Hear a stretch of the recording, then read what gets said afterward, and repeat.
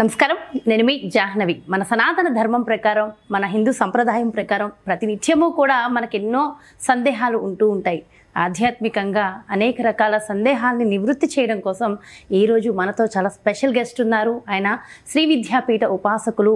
45 సంవత్సరాలుగా అమ్మవారి విద్యాపీఠ ఉపాసన బలంతో ఎంతోమందికి మంత్రోపదేశాన్ని అందించినటువంటి శ్రీ గురు కరుణామయ గురువుగారు ప్రస్తుతం మనతో ఉన్నారు. మనకున్న ప్రతి సందేహాన్ని గురువుగారు మాటలు అడిగి తెలుసుకుందాం. నమస్కారం గురువుగారు. చాలా చాలా సంతోషంగా ఉంది. నిజంగా నా ఆనందాన్ని వ్యక్తపరచలేకపోతుందని అంత ఆనందంగా ఉంది. మీరు రాకనే నిజంగా ఒక మంచి వైబ్రేషన్ గురువుగారు. ఎంత పాజిటివ్ ఎనర్జీ అంటే చాలా బాగుంది. అండ్ ముందుగా మీరు రాగానే కూర్చుని ఒక మంత్ర ఉపదేశం చేసుకున్నారు, అది పైకి ఉచ్చరించారు. ఆ వైబ్రేషన్స్, ఆ ఎనర్జీస్ ఎంత బాగున్నాయంటే అద్భుతం.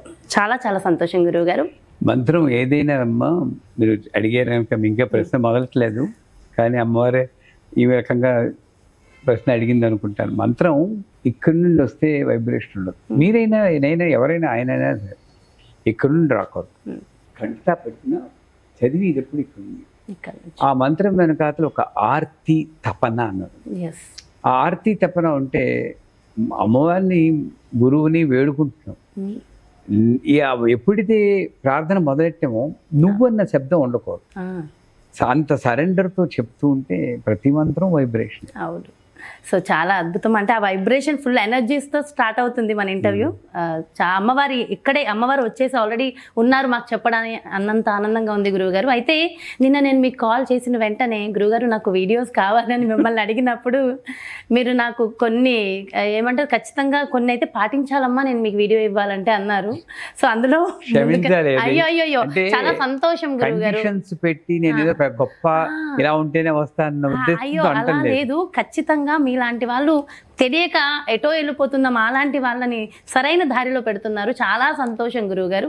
అదేంటంటే ముందుగా ఖచ్చితంగా అమ్మ బొట్టు పెట్టుకోవాలి అన్నారు, సంప్రదాయ వస్త్రాలు ధరించాలి అని చెప్పారు. సో ఇవి రెండు కూడా మనం చక్కటి ప్రత్యేకమైన ఆలయాలకు వెళ్ళినప్పుడు ఖచ్చితంగా పాటించవలసిన నియమాల్ని ఒక గురువులతో మేము చేసే ఇంటర్వ్యూస్ ఎలా చేయాలనేది మాకు చెప్పారు. చాలా సంతోషం. ఒకవేళ తెలిసో తెలియక ఒక్కొక్కసారి అటో ఇటో వెళ్తున్న మాలాంటి వాళ్ళని సరైన దారిలో పెడుతున్నారు. చాలా చాలా సంతోషం.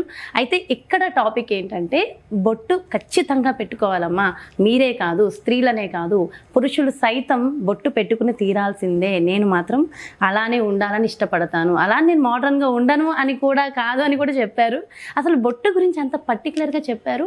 బొట్టు యొక్క మహత్యం ఏంటి, స్త్రీ పురుషులు ఇద్దరూ కూడా ఎందుకు బొట్టును ధరించాలంటారు? పదే పదే అడిగి నాకు ఎదురయ్యే ప్రశ్న అయినా సరే మంచి ప్రశ్న కాబట్టి సమాధానం చెప్తాను. ఏ జీవి అయినా సరే నేచర్లో అండి మనకు ఒక ఎనర్జీ వస్తుంది, ప్రకృతిలో. దానివల్ల శరీరంలో డిఫరెంట్ అంగాల్లో శక్తి ప్రజ్వలం అవుతుంది. అందుకే దేవీ కవచం, స్కంద కవచం, తర్వాత గణేష్ కవచం అని కవచం అంటారు. ఆ కవచాల్లో ఏం చేస్తారు, హృదయే లలితాదేవి, ఉదయే సురధారిణి, నామోచుత కామిని. అంటే ఈ స్థానాల్లో ఉన్నది రక్తము మాంసము కాదు, అక్కడ అమ్మవారి శక్తి ఉందని నమ్మేదే హిందూ ధర్మం. ఆ రకంగా చూస్తే నేను సుఖమయ జీవితం, సుఖం అంటే మనశ్శాంతితో ఉండాలి అంటే ప్రకృతి నుండి వచ్చేటువంటి ఎనర్జీని, మంచి ఉంటుంది చెడు ఉంటుంది, లోకంలో ఇవన్నీ ఉంటాయి. గాజా ఉంటుంది, భారతదేశం ఉంటుంది, ప్రపంచం ఉన్నది. అక్కడ హింస జరుగుతుంది, ఇక్కడ అహింసాయుత మార్గంలో ఉంటాం. నాకు అంటే మనకి ఏదైతే శాంతి చేకూరుస్తుందో మంచో అది మాత్రమే తీసుకుని మిగతా అది ఫిల్టర్ చేసే టెక్నిక్ కాకుండా. అందుకే కట్టు బొట్టు అని 2 పదాలు మన పెద్దవాడు వాడు. ఇప్పుడు కట్టులో వదలాం, ముందు బొట్టు అడిగారని నేను కట్టుకు వస్తాను. ఆడవాళ్ళకి చీర కట్టు అని అండి. పూర్వకాలంలో చీర, అప్పుడు చూడీదారులు లేవు, చిన్నపిల్లలు ఏవో వేసుకునేవారు. వాళ్ళు కూడా పెద్ద మనిషి చేయక లంగా ఓణీలు వేసుకున్నారు. ఆడే ఉద్దేశం ఏంటంటే స్త్రీకి పర్టికులర్గా, ఎందుకంటే స్త్రీ మీదే సంసారం డిపెండ్ అయింది. మేము ఎంత మగవాళ్ళమైనా కూడా మీరు లేకపోతే మేము జీరోయే. నిజం, జడం మేము. మీరు వచ్చేకే మాకు శక్తి. శవాన్ని శివుడుగా మార్చి ఇకారమే మీరు లేకపోతే మేము శవమే. మగాళ్ళందరూ క్షమించాలి ఇది చూసి విమర్శించాలి కాక వీళ్ళు సపోర్ట్ చేస్తున్నా అని అనుకోవద్దు. నిజం, అది శాస్త్రం చెప్పింది. అందుచేత స్త్రీ మీద అంత డిపెండెన్సీ ఉంది కాబట్టి ఇంటికి దీపం వెళ్ళాలి అని వింటారు కదా. ఆవిడికి శరీరంలో ఏ భాగం సూర్యుడికి ఎక్స్పోజ్ అవ్వాలి, సూర్యుడికి ఏ భాగం ఎక్స్పోజ్ అవ్వకూడదు అని శాస్త్రం చెప్తుంది. అందువల్ల ఇక్కడ సూర్యరశ్మి పడాలి కాబట్టి చీరలో ఇక్కడ మాత్రమే కనబడుతుంది, ఎంత కవర్ అయిపోతుంది. అసూర్యం పశ్య అని సూర్యుడు కిరణాలు పడనటువంటి ప్రదేశము సూర్యుడి కిరణాలు, అక్కడ నుండి కిరణాలు పడుతూ ఉంటాయి. అలాగా కట్టు ఎదుటి వారికి ఇబ్బంది కలిగించకుండా, వారి దృష్టి మరల్చకుండా ఉండే కట్టు మనకి వాళ్ళకి శ్రేష్టం, ఈ చూసేవాడికి కూడా శ్రేష్టం. అక్కడ ఏదైనా మరకుందంటే గౌక్కుని మరక మీదకే వెళ్తూ ఉంటుంది. అవును, అక్కడ అంత బాగుంది కదా, అక్కడ ఎందుకు చూడడం, ఇక్కడ ఎందుకు చూస్తామంటే మరి జన్మ అది వాళ్ళని తప్పట్టుకోవడం. మనం స్త్రీలం, మీ ఛానల్కి వచ్చాక మేము స్త్రీగా మారిపోయాం. అయితే మనం ఏం చేయాలంటే కట్టులో నేను నియమం భావించి ఆ సంప్రదాయమైన కట్టు ఫ్యాషనబుల్గా ఉండొచ్చు కానీ కొంచెం సంప్రదాయం. ఇక బొట్టుకు వస్తే చాలాసార్లు చెప్పాను, నేను జాన్సన్లో పనిచేశాను, అమెరికాలో 8 ఏళ్ళు పనిచేశాను. పనిచేసినప్పుడు కూడా ఇదే బొట్టుతోటే వెళ్ళేవాడు.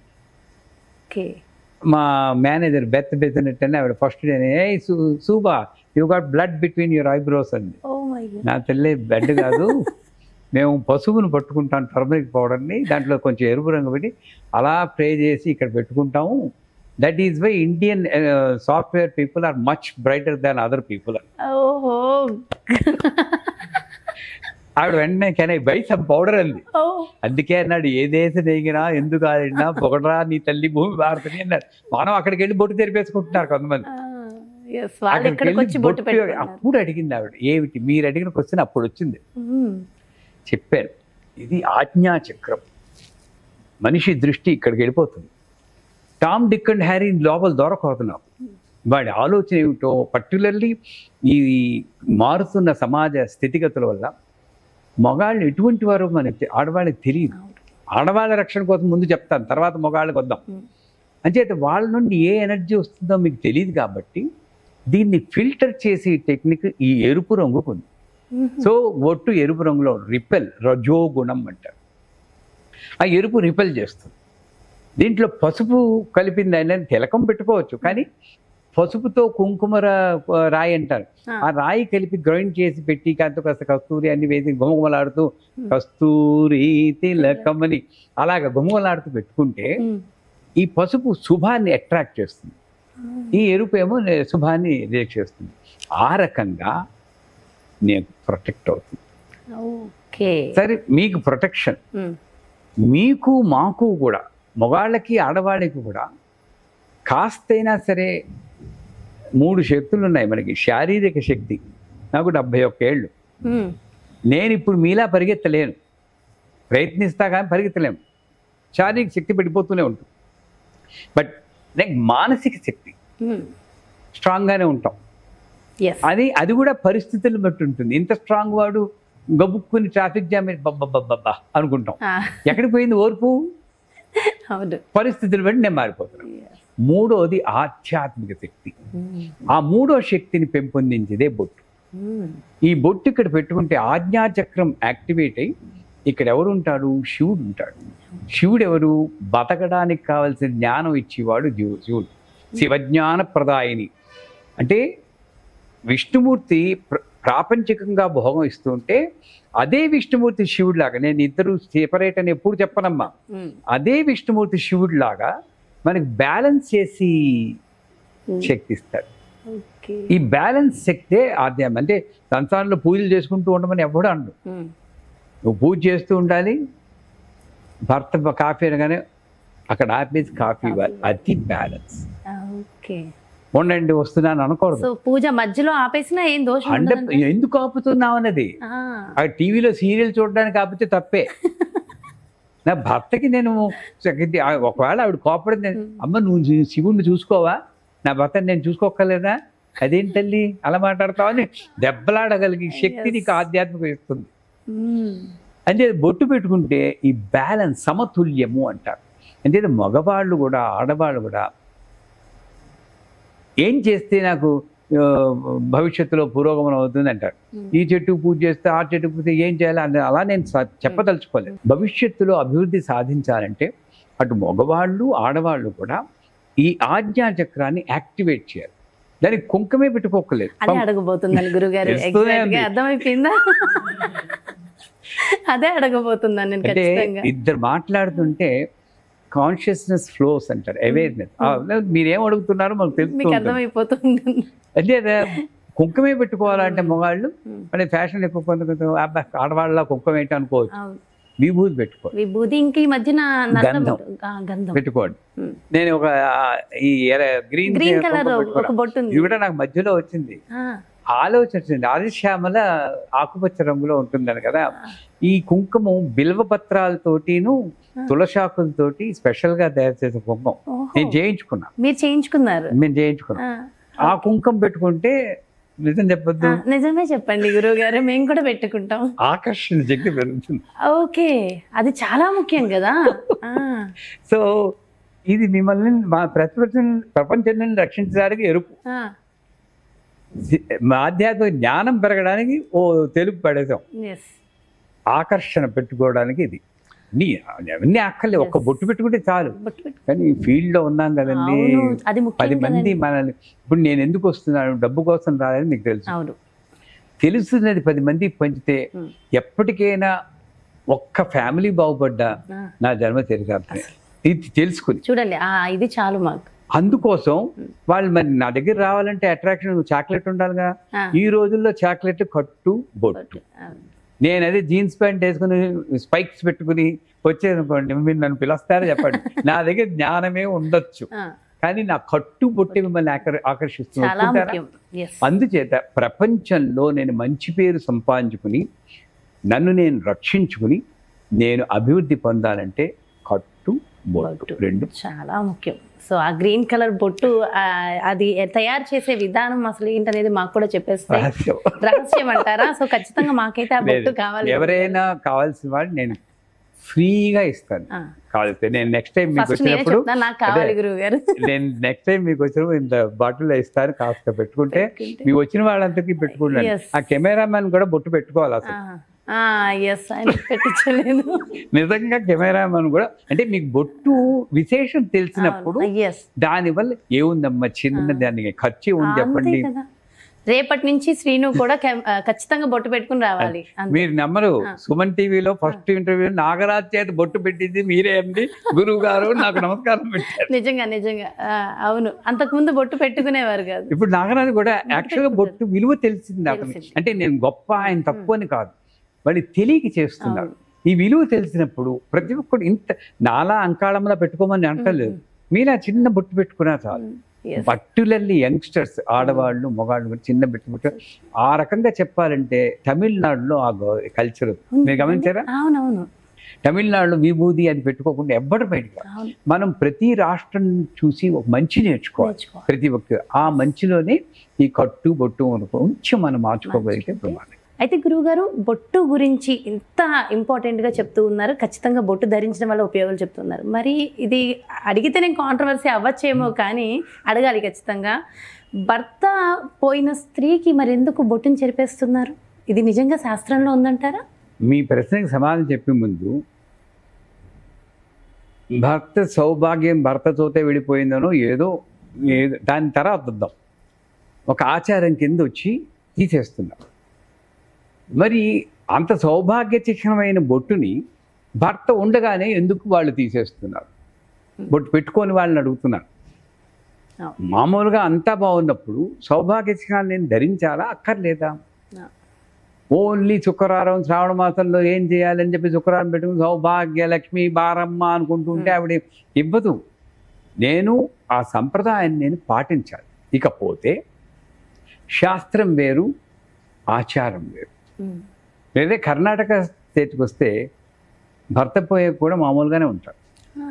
నిజానికి నన్ను అడిగితే మీ వాళ్ళంతా తిట్టుకున్నా సరే అదే కరెక్ట్, మామూలుగా ఉండడమే. మామూలుగా ఎందుకంటే పూర్వకాలంలో ఎలా వచ్చిందో చెప్తాను. మేబీ పూర్వకాలంలో ఆ సాంఘిక వ్యవస్థ ప్రకారం ఆడవాళ్ళకి రక్షణ బాగా తక్కువ. అండ్ ఎక్స్ట్రా మ్యారిటల్ రిలేషన్షిప్ అనేది గుప్తంగా ఉన్నా కూడా ఇప్పటికన్నా ఎక్కువ ఉండేది అప్పట్లో. అమ్మో, పూర్వకాలంలో ఈ పని మనుషులు వాళ్ళందరినీ లోపరుచుకోవడం ఇలాంటివన్నీ జరిగాయి. భర్త ఉన్నప్పుడే ఎలా ఉన్నో భర్త పోతే వాళ్ళకి రక్షణ ఇంకా తక్కువ అవుతుంది. కానీ అందువల్ల వాళ్ళని కొంచెం నాన్ అట్రాక్టివ్గా చేయడం కోసం ఇది తీసేయడాలు, ఇంకా చెప్పాలంటే శిరోముండనం చేయించడం, తెల్ల చీరే కట్టడం, ఇవన్నీ ఘోరం. కానీ ఆ కాల పరిస్థితుల్లో అది అవసరమై పెట్టుండొచ్చు, అక్కడ చెల్లుండొచ్చు. కానీ దేశకాల పరిస్థితులు మారిపోయి ధర్మం మారిపోయింది. ఇప్పుడు అలాంటి పరిస్థితి కాదు, వేరే రకంగా ఇందాక చెప్పిన కట్టుబొట్టులో నన్ను రక్షించుకోవాలి. ఆ రకంగా చూస్తే అది చాలా ఘోరం. నేను చాలా ఏళ్ల క్రితం ఒక వీడియోలో చెప్పాను, తెల్లవారుజాను ఊరి తీయడానికి తీసుకెళ్తూ ఉంటాడు చూడండి, అలాగే వీళ్ళని తీసుకెళ్ళి ఆ గోదావరి గట్టు మీద కూర్చుని బొట్టు పెట్టి మళ్ళీ చెరిపేసి గాజులేసి ఇలా బద్దలు కొట్టి, ఇంత మానవత్వం లేని మతం నాకు వద్దండి. మానవత్వం లేని మతం నాకు వద్దు, ఆచారం నాకు వద్దు. ఇది మానవత్వం. మరి ఇప్పటికీ పాటిస్తున్నారు కదా వాళ్ళ కర్మలు అంతే. మీరేం చేయాలి, అమ్మ నీ ఇష్టం, అలాగని బలవంతంగా బొత్తు పెట్టడం తప్పే, మీ ఇష్టం. మీరు ఎలా ఉన్నా కూడా పర్వాలేదు. మొన్ననే నా శిష్యురాలు హస్బెండ్ పోయారు, జస్ట్ మా 5వ రోజు. వాళ్ళ మరిది వచ్చి చెప్పారు, అమ్మ అన్నయ్యకి మీరు వెళ్ళిపోయినా కూడా, ఆయన వెళ్ళిపోయినా కూడా మీరు అలంకారంగా ఉండడమే ఇష్టం మా తల్లి, తర్వాత మీ ఇష్టం, మీరు ఎలా ఉంటే అలాగే.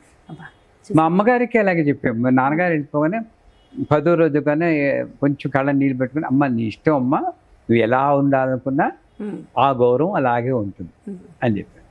వెళ్ళారు, విభూతి చందనం పెట్టుకుని వచ్చేసారు. వాళ్ళ ఇష్టం. కానీ బలవంతాన్ని కొంతమంది ఆడవాళ్ళు చేస్తున్నది దయచేసి ఆపండి ప్లీజ్. ఎందుకంటే ప్రతి వ్యక్తిలోనూ దైవత్వాన్ని చూస్తున్నా. ఆ జీవిని ఈ రోజు ఆవిడకి వచ్చింది, రేపు నాకు రావచ్చు. ఆవిడ పడ్డ బాధకి రెట్టింపు నేను బాధచ్చు. పైగా పరామర్శ చేయడానికి మంగళవారాలు ఏంటి, శుక్రవారాలు ఏంటండి, ఒక మనిషి బాధపడుతుంటే అమ్మ తల్లి కాగలించుకుంటారా?